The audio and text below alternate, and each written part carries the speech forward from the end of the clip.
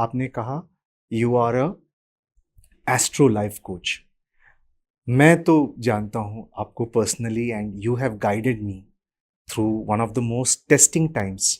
और मैं ये कह सकता हूँ अपने ऑडियंस के साथ और सबके साथ कि आपकी वजह से आज मैं जहाँ हूँ, सकारात्मक विचार मेरे मन में आपने हमेशा जगाए रखा।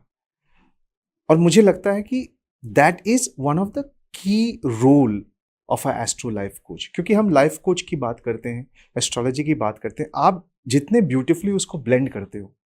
And I know you don't like to talk too much about yourself, but मैं चाहता हूँ कि just from the perspective of understanding what goes behind astro life coach process.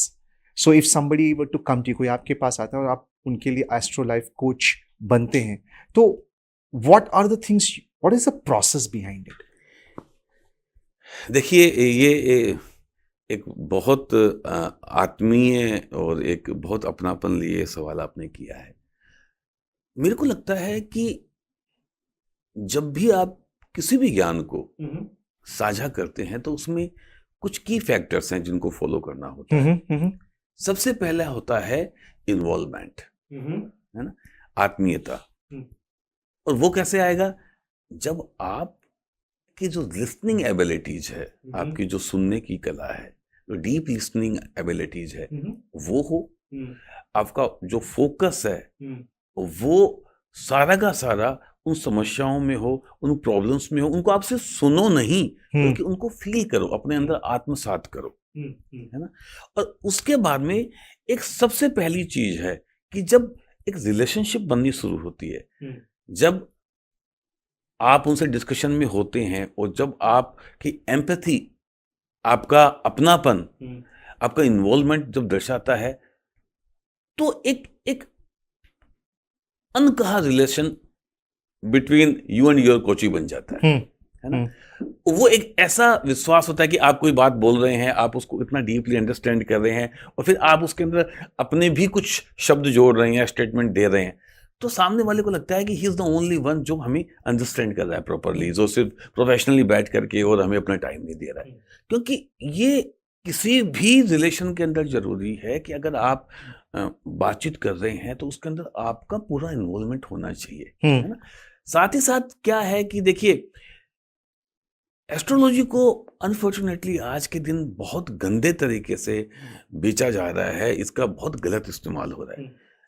ये ईश्वर के जो चक्षु है, ज्योतिष है ना, ये इसका मुख्य कार्य ही यही है कि हम लोगों के अंदर एक पॉजिटिविटी, है ना, एक ऐसी ऊर्जा का संचार करें जिससे कि उनका जो जीवन है वो सुखमय हो, उनके जीवन में खुशी आए। क्योंकि जो ज्योतिष शास्त्र है वो जीवन शैली है, वो आपको ना अंधविश्वासी बनाता है, ना वो आपको दकियानुसी बनाता है, ना वो आपको काम करने से रोकता है, बल्कि वो आपको जो आप काम करने जा रहे हैं, जिस क्षेत्र में भी आप जुड़े हैं, उसके अंदर पूरी तन्मयता के साथ में, पूरी जीवंतता के साथ में, एक पॉजिटिव एटीट्यूड के साथ में, कंप्लीटली फोकस होकर के और एस्ट्रोलॉजिकली गाइड करके कि कहाँ पे आपको रुकना है, कहाँ पे आपको किस तरीके से एक्शन लेना है।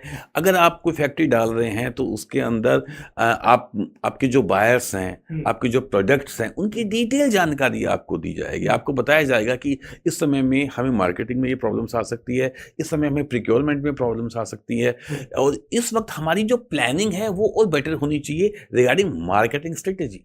जब आपको एस्ट्रोलॉजिकली ये गाइडेंस मिलता है तो निश्चित रूप से आपको एक सोचने का नया आयाम मिलता है, एक नया तरीका मिलता है।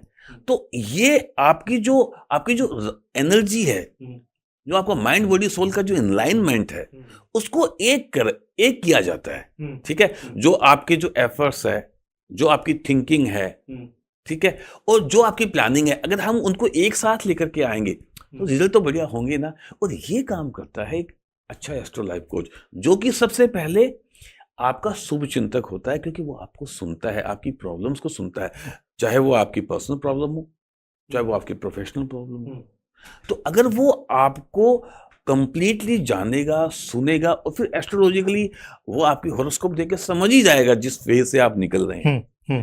तो उसके अंदर निश्चित रूप से एक एम्पैथी के साथ में, एक अपनेपन के साथ में, एक इन्वॉल्वमेंट के साथ में, एक एक रिलेशनशिप के साथ में जब वो आपका मेंटोर बनता है या वो आपका गुरु बनता है या भाई बनता है या दोस्त बनता है, जब वो आपको गाइड करेगा तो निश्चित रूप से ये जो हमारा अद्वितीय ज्ञान है जो ईश्वर ने हमें दिया है, उसका फल तो सभी को मिलना ही है, तो मिलेगा ही मिलेगा।